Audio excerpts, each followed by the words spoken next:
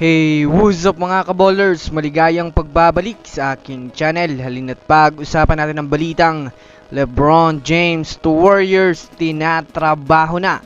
At ang balitang Lakers bubuwagin na ni Rob Pelinka. Tara na't pag-usapan natin yan dito sa Basketball Hot Shots.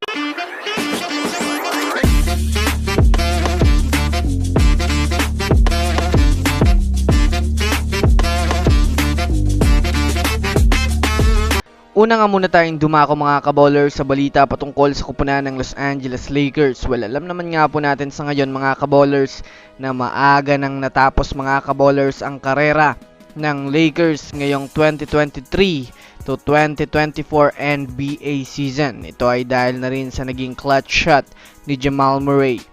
Sa kasalukuyan nga po mga kaballers ay marami na naman ngang mga fans ngayon ang nadismaya sa kanilang naging laro dahil na rin sa pagkakatalo ng Lakers. Sa naging pahayag nga po mga kaballers ni Rob Pelinka, mga kaballers gagawa na nga daw siya ng adjustment sa Lakers na masasabi nating gagalawin na ang kanilang pangkasalukuyang lineup dahil na rin kung susumadahin natin mga kaballers, hindi nga po talaga nag-work ang lineup ng Lakers ngayon kahit man nga po mayroong mga players silang naidagdag sa team. In short, maaaring mabuwag na nga po ang lineup ng Lakers ngayon. Samantala, dito naman tayo dumako mga kaballers sa kupunan ng Golden State Warriors. Alam naman nga po natin mga kaballers na sa ngayon ay kasalukuyang nagbabakasyon na ang mga Warriors players. Ngunit abala naman nga po mga kaballers ang front office ng Warriors gumawa ng move para magkaroon ng pagbabago ang Warriors lineup na kung susumadahin natin mga kaballers, gusto na nga nilang makabawi sa susunod na season.